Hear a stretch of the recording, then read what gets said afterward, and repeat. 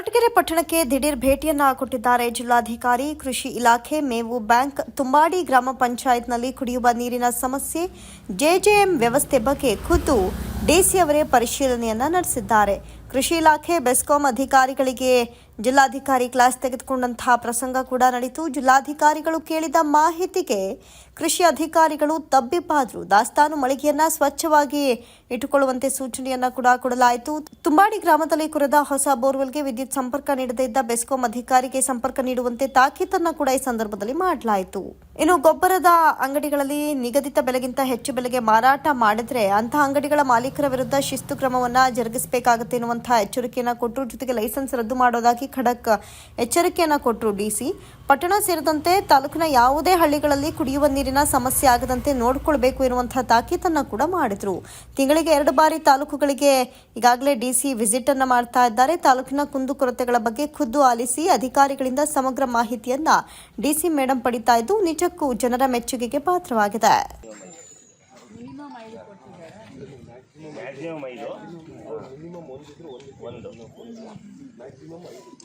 ಈಗ 1 kg ಎಷ್ಟು ಅಂತ ಪೇ ಮಾಡ್ತಿದ್ದೀರಾ? 2 ರೂಪಾಯಿ ಅಷ್ಟೇ. ಎಲ್ಲಿಂದ ಬರ್ತಿದ್ದೀರಾ ತಾವು? ಒಳ್ಳೆ ಮೇಡಮ್ ಅಲ್ಲೇ ಕೊಟ್ಟಿಗೆ ತರ. ಎಷ್ಟು ದೂರ? ಇಲ್ಲಿಂದ 5 ಕಿಲೋಮೀಟರ್. ನಮ್ದು 10 ಕಿಲೋಮೀಟರ್. ಹೆಂಗೆ ತಗೊಂಡು ಹೋಗ್ತೀರಾ? ಆಟೋದಲ್ಲಿ. ಇದು ಈಗ 17 kg. ಸಿಗ್ತಾ ಇದೆ ನಿಮ್ಗೆ? ಇನ್ನೂ 1 ತಿಂಗಳು ಬೇಕಾ? ಅವ್ರು ತಗೋಬೇಕು. ಎಲ್ಲಿ ಕಾಣ್ತಾರೆ?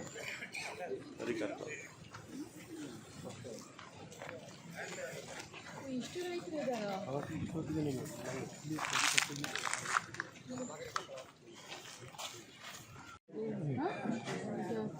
ಮೂರನೇ ಸತಿ ಬಂದಿದ್ದೀರಾ? ಕೊಡ್ತಾ ಇದ್ದಾರಾ ನಿಮಗೆ? 1 kg ಎಷ್ಟು ಅಂತ? 1 kg ಹೆಂಗೆ ತಗೊಂಡು ಹೋಗ್ತಾರೆ? ಜಮೀನಿದೆ ಹೋಗಿಲ್ಲ.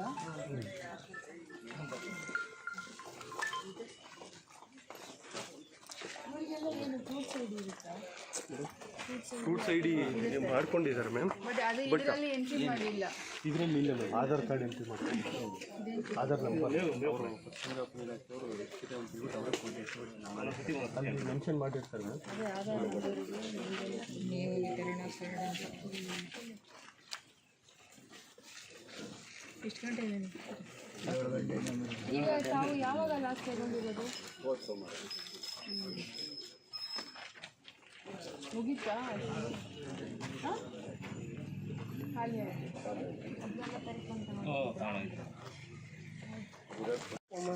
ಜಿಲ್ಲಾಧಿಕಾರಿಗಳು ಅದೆಲ್ಲ ಬೇಡ. ಮೊನ್ನೆ ಎ ಸಿ ಸರ್ ಇಲ್ಲ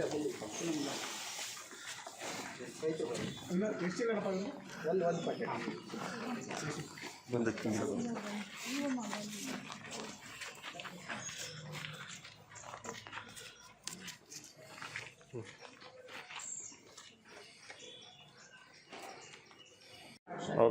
ರೈತರಿಗೆ ಹೆಂಗೆ ಗೊತ್ತಾಗಬೇಕು ಮೇಡಮ್? ಈಗ ಪ್ರಚಾರ ಕೊಟ್ಟರಲ್ವ ಮೇಡಮ್, ರೈತರು ಬಂದು ರೈತ ಸಂಪರ್ಕಕ್ಕೆ ಬಂದು ತಾವು ಒಂದು ರೈತ ಸಂಘ ಎಲ್ಲ ಇರ್ತಾರಲ್ಲ, ರೈತರು ಕರೆಸಿನೇ ಮಾತಾಡಿ. ನಿಮ್ಮ ಎಲ್ಲ ಸ್ಟಾಫು ಕರ್ಕೊಂಡು ಹೋಗಿ ಈ ಸ್ಯಾಟರ್ಡೆ ಸಂಡೇ ಹೋಗ್ಲಿವಾರು ಮಾಡಬೇಕು ತಾವು. ಮಾಡಿಬಿಟ್ಟೆಲ್ಲ ಪ್ರಚಾರ ಮಾಡಿ. ಪ್ರಚಾರ ಜೂನಲ್ಲಿ ಯಾವ ಡೇಟ್ ಬರುತ್ತೆ ಅದು? June first.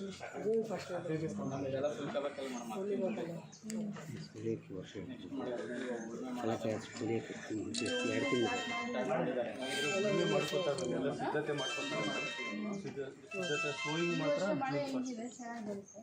ಹೆಂಗೆ ಗೊತ್ತು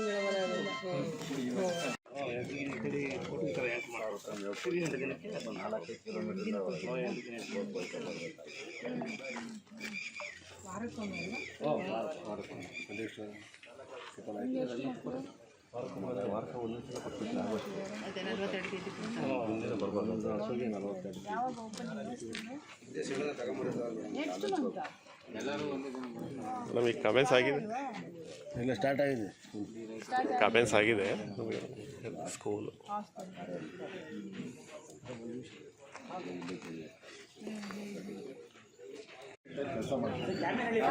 ಕಾಮೇನಹಳ್ಳಿ ಇವ್ರು ಗ್ರಾಮ ಪಂಚಾಯತ್ ಅದು ಟಾಸ್ಕ್ ಫೋರ್ಸಲ್ಲಿಟ್ಟು ಅಪ್ರೂವ್ ಆಗಿತ್ತು. ಅದು ಎ ಡಿ ಎಮ್ಗೆ ಬಿ ಸಿ ಎಫ್ ಕಳಿಸಿದ್ದೀವಿ ಲಾಸ್ಟ್ ವೀಕ್. ಎಸ್ಟರ್ಡೇ ಆಗಿಲ್ಲ ಅಂತ ಹೇಳಿ ಮೇಬಿ ಇವತ್ತಾಗುತ್ತೆ. ತೇಜ ಅವ್ರ ಟಚಲ್ಲಿ ಯಾವಾಗ ಬಂತಾಯ್ತು ಮೇಡಮ್? ಎಷ್ಟು ಕಿಲೋಮೀಟರ್ ಪೈಪ್ ಲೈನ್ ಅದು? ಎಷ್ಟು kilometre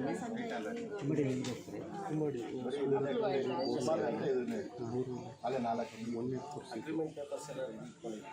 work all private borewell pipeline. ಅವ್ರ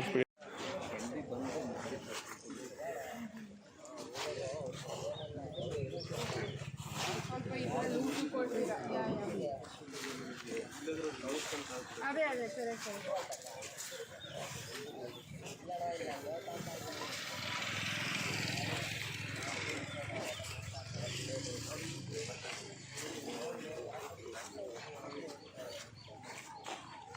ಈಗ ಹಸುದು ಹಾಲೆಲ್ಲ ಸಂಜೆಗೆ ಹಾಕ್ತಿದ್ದೀರಾ? ಡೈಲಿ ಹಾಕ್ತಿದ್ದೀರಾ? ಎಷ್ಟು ಹಾಕ್ತೀರಾ ಒಂದು ದಿನಕ್ಕೆ? ನಾನು ಒಟ್ಟಿನಲ್ಲಿ 20-25 ಲೀಟರ್ ಹಾಕ್ತೀನಿ ಬೆಳಗ್ಗೆ ಸಾಯಂಕಾಲ. ಈಗೇನು ಹಾಲು ಕಡಿಮೆ ಆಗಿಲ್ಲ. ಕಮ್ಮಿ ಆಗಿದೆ ಮೇಡಮ್. ಮಾಮೂಲಿ ಎಷ್ಟು ಬರುತ್ತೆ? ಮೊದಲು 30 ಮೇವಿನ ಯಾಕೆ ಈ ಮೇವಿಗೆ ಅಷ್ಟು ಹಾಲು ಬರಲ್ಲ? ಹಸಿಮೇವಾಗಿ ಮೇವು ಏನಂದ್ರೆ ಬರಗಾಲಕ್ಕೆ ಬರ್ತಾರೆ. ಮೇವು ಇಲ್ದಿದ್ದಕ್ಕೆ ಈಗಿನ ಸತಿ ಬೆಳೆ ಆಗಿಲ್ವಲ್ಲ, ಮೇವಿಲ್ವಲ್ಲ, ಅದಕ್ಕೋಸ್ಕರ ಮೇವು ಸಿಕ್ಕಾಗ ಆಯ್ತು ಕೊಡ್ತಾರೆ. ಕೊಡ್ತಿದ್ದೀರಾ ಇಲ್ಲಿ? ಹೌದು ಹಿಂದೆ ಇಲ್ಲಿ ಇರಲಿಲ್ವಾ? ಇಲ್ಲ ಮೇಡಮ್, ಇರಲಿಲ್ಲ. ಅವ್ರು ಎಲ್ಲಿದ್ದಾರೆ? ಯಾಕಪ್ಪ ಇನ್ನೂ ಮಾಡಿಲ್ಲ ವೈದ್ಯನು? ಅದೊಂದು ಇದು ಬುಷ್ ಹೋಗಿರೋದು ಇದು ಈಗ ನಾವು ಬರ್ತಾ ಇದ್ದೀವಿ, ಅಟ್ಲೀಸ್ಟ್ ಇವತ್ತಾದರೂ ಮಾಡಬೇಕಲ್ಲ.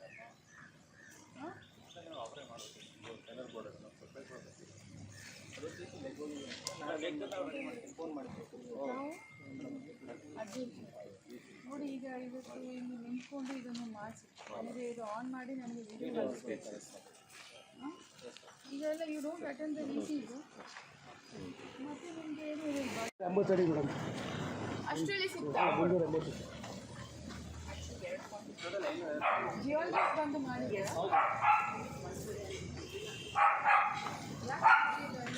ನಮಸ್ಕಾರ. ಈಗ ನಮ್ಮ ಜಿಲ್ಲೆಯಲ್ಲಿ ಮಳೆ ಶುರುವಾಗಿದೆ. ವಾಡಿಕೆ ಮಳೆ ಮೇ 22 ತನಕ ಆಲ್ಮೋಸ್ಟ್ 96 ಮಿಲಿಮೀಟರ್ಸ್. ಬಟ್ ನಮಗೆ ಬಂದಿರೋ ಮಳೆ ಸುಮಾರು 160 ಮಿಲಿಮೀಟರ್ಸ್ ಮಳೆ ಆಗಿದೆ. ನಮ್ಮ ಇಡೀ ಜಿಲ್ಲೆಯಲ್ಲಿ ಎಲ್ಲ ತಾಲೂಕಲ್ಲಿ ಕೂಡ ಒಳ್ಳೆಯ ಉತ್ತಮ ಮಳೆ ಆಗಿದೆ. ಕೊರಟಗೆರೆ ಕುಣಿಗಲಲ್ಲಿ ನಾವು ನಿರೀಕ್ಷೆ ಮಾಡಿರೋ ಮಟ್ಟಕ್ಕೆ ಆಗಿಲ್ಲ, ಸ್ವಲ್ಪ ಕಡಿಮೆ ಆಗಿದೆ. ಸೊ ಅದರಿಂದಾಗಿ ಸ್ವಲ್ಪ ಬೋರ್ವೆಲ್ ರೀಚಾರ್ಜ್ಗಳು ಆಗ್ತಾ ಇದೆ. ಬಟ್ ಇದ್ರೂ ಈಗ ಬರ ಸ್ವಲ್ಪ ಎಲ್ಲ ಕಡೆ ಇರೋದ್ರಿಂದ ನಾವು ಕುಡಿಯೋ ನೀರಿಗೆ ಟಾಸ್ಕ್ ಫೋರ್ಸ್ ಮುಖಾಂತರ SDRF ಫಂಡ್ಸಲ್ಲಿ ಮತ್ತು ಕ್ಯಾಪಲ್ಲಿ ನಮಗೆ ಪ್ರತಿ ತಾಲೂಕಿಗೆ ಆಲ್ಮೋಸ್ಟ್ 85 ಲ್ಯಾಕ್ಸ್ ಬಂದಿದೆ ಹೊಸ ಬೋರ್ವೆಲ್ಸ್ ಕೊರೆಯಲಿಕ್ಕೆ. ಮತ್ತು ಜಲ್ ಜೀವನ್ ಮಿಷನ್ ಅಡಿಯಲ್ಲಿ ಕೂಡ ಈಗ ಕುಡಿಯೋ ನೀರು ಸಮಸ್ಯೆ ಇದ್ದರೆ ಇಮ್ಮಿಡಿಯೇಟ್ ಅದನ್ನು ಬಗೆಹರಿಸಬೇಕು ಅಂತ ನಮ್ಮ AC ಅವರ ಅಧ್ಯಕ್ಷತೆಯಲ್ಲಿ ಟಾಸ್ಕ್ ಫೋರ್ಸ್ ಅಂತೂ ಮಾಡ್ತಾಯಿದ್ದೀವಿ ಮೀಟಿಂಗ್ಗಳು. ಅದು ಪ್ರತಿ ವಾರ ಮತ್ತು ಏನಾದ್ರು ತುರ್ತು ಸಭೆ ಕೂಡ ಮಾಡೋಕ್ಕೆ ನಾವು ಡೈರೆಕ್ಷನ್ಸ್ ಕೊಟ್ಟಿದ್ದೀವಿ. ಸೊ ಜನರಿಗೆ ಮೊದಲನೇದಾಗಿ ಕುಡಿಯೋ ನೀರು ತೊಂದರೆ ಎಲ್ಲಿನೂ ಆಗಬಾರ್ದು ಅನ್ನೋ ದೃಷ್ಟಿಯಿಂದ ಇಷ್ಟೊಂದು ಯೋಜನೆ ಅಡಿಯಲ್ಲಿ ನಾವು ಕ್ರಮವನ್ನು ತೆಗೆದುಕೊಳ್ತಾ ಇದ್ದೀವಿ. ಅದು ಇಲ್ಲದೆ ಇವತ್ತು ಫಾಡರ್ ಬ್ಯಾಂಕ್ ಕೂಡ ನೋಡಿದ್ದೀವಿ. ಈಗ ಹೋದ ವರ್ಷವೂ ನಮಗೆ ಮಳೆ ಅಷ್ಟು ಚೆನ್ನಾಗಿ ಇರಲಿಲ್ಲ. ಸೊ ಆದ್ದರಿಂದ ಈಗ ರೈತರಿಗೆ ಬೇಡಿಕೆ ಇದೆ, ಅವರು ಹಸುಗೆ ಎಲ್ಲ ನಮಗೆ ಒಣಮೇವು ಕೊಡಬೇಕು ಅಂತ.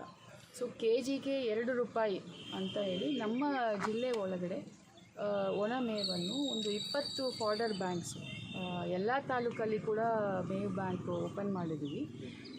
ಚಿಕ್ಕನಾಯಕನಲ್ಲಿ, ಶಿರಾ, ಕೊರಟಗೆರೆ, ಪಾವಗಡದಲ್ಲಿ 3 ಫಾಡರ್ ಬ್ಯಾಂಕ್ಸು ಹೋಬ್ಳಿ ವೈಸ್ ನಾವು ಓಪನ್ ಮಾಡಿದ್ದೀವಿ. ಎಲ್ಲಿ ಬೇಡಿಕೆ ಇದೆ ಅಲ್ಲಿ ಓಪನ್ ಮಾಡ್ತಾಯಿದ್ವಿ. ಇವತ್ತು ಕೂಡ ನಾವು ನೋಡಿದ್ದೀವಿ, ಸುಮಾರು ರೈತರು ಬಂದು ಅದರಲ್ಲಿ ಒಂದು ಉಪಯೋಗ ಪಡೆಕೊಳ್ತಾ ಇದ್ದಾರೆ.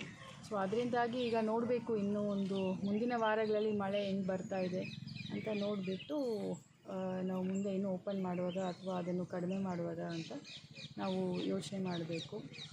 ಅದು ಇಲ್ಲದೆ ಈಗ ಮಳೆನೂ ಶುರುವಾಗಿದೆ, ಮುಂಗಾರು ಮಳೆ. ಸೊ ಅದರಿಂದಾಗಿ ಎಲ್ಲ ನೀರಿನ ಮೂಲಗಳನ್ನು ಚೆಕ್ ಮಾಡೋಕ್ಕೆ ಹೇಳಿದ್ದೀವಿ, ಮಾಡ್ತಿದ್ದಾರೆ.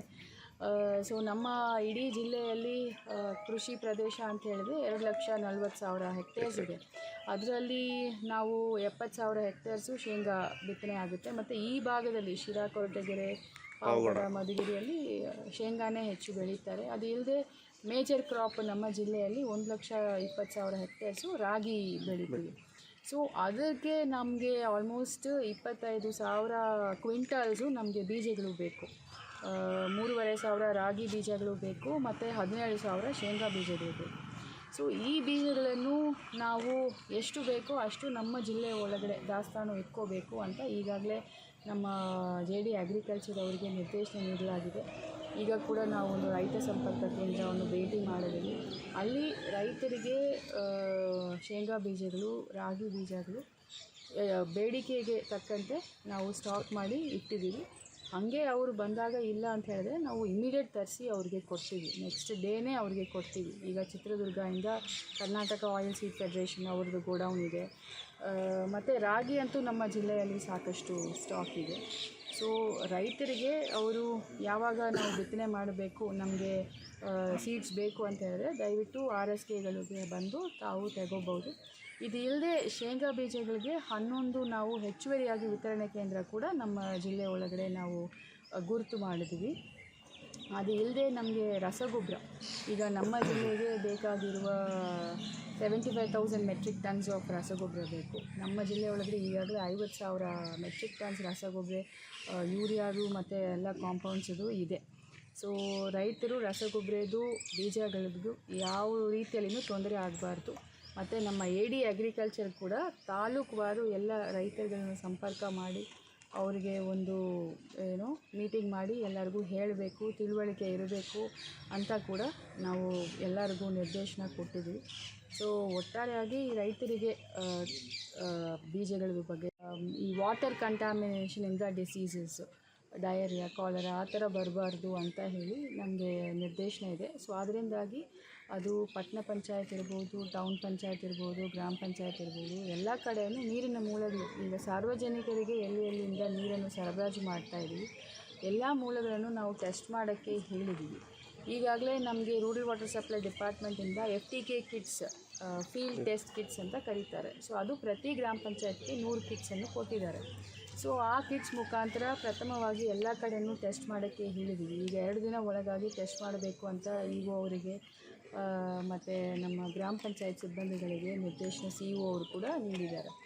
ಸೊ ಅದು ಮಾಡಿದ ಮೇಲೆ ಈಗ ನಮ್ಮ ಜಿಲ್ಲೆ ಒಳಗಡೆ 3 ಸಬ್ ಡಿವಿಷನಲ್ಲಿ ಕೂಡ ನಮಗೆ ವಾಟರ್ ಟೆಸ್ಟಿಂಗ್ ಲ್ಯಾಬ್ಸ್ ಇದ್ದಾವೆ. ಸೊ ಅಲ್ಲಿ ಕೂಡ ಟೆಸ್ಟಿಂಗ್ ಮಾಡಬೇಕು ಅಂತ, ಸಂಪೂರ್ಣವಾಗಿ ಟೆಸ್ಟ್ ಮಾಡಬೇಕು ಅಂತ ಹೇಳಿದ್ದೀವಿ. ಸೊ ಅದು ಕೂಡ ನಾವು ಆದ್ಯತೆ ಮೇಲೆ ಹೇಳಿದ್ವಿ. ಇದು ಇಲ್ಲದೆ ಈಗ ಮುಂದಿನ ವಾರದಲ್ಲಿ ಎಲ್ಲ ಶಾಲೆಗಳು, ಹಾಸ್ಟೆಲ್ಗಳು ಓಪನ್ ಆಗುತ್ತೆ. ಸೊ ಅಲ್ಲಿ ಕೂಡ ಎಲ್ಲ ಅಡುಗೆ ಕೊಠಡಿಗಳನ್ನು ಕ್ಲೀನ್ ಮಾಡಬೇಕು ಮತ್ತು ನೀರಿನ ಮೂಲಗಳೆಲ್ಲ ಟೆಸ್ಟ್ ಮಾಡಬೇಕು. ಬಿಕಾಸ್ ಈಗ ಎಲ್ಲ 1-2 ತಿಂಗಳು ಎಲ್ಲ ಕ್ಲೋಸ್ ಆಗಿತ್ತು ಅಲ್ವಾ. ಸೊ ಅದು ಕೂಡ ಟೆಸ್ಟ್ ಮಾಡಬೇಕು ಅಂತ ನಿನ್ನೆ DDPIಗೆ, EO ಅಕ್ಷರದಾಸೋಗೆ ಹೇಳಿದ್ದೀವಿ. ಅದು ಇಲ್ಲದೆ JD ಸೋಷಿಯಲ್ ವೆಲ್ಫೇರು ಮತ್ತು ಮೈನಾರಿಟಿ ಅವರು, VOBCಯನ್ನು ಕೂಡ ಹೇಳಿದ್ದೀವಿ, ಅವರವ್ರ ಹಾಸ್ಟೆಲ್ಸನ್ನು ಅವರು ಕರೆಕ್ಟಾಗಿ ಇಟ್ಕೋಬೇಕು ಅಂತ. ಆಮೇಲೆ 3ನೇ ವಿಚಾರ, ಈಗ ಮಳೆ ಸ್ವಲ್ಪ ಶುರುವಾಗಿದೆ, ಎಲ್ಲ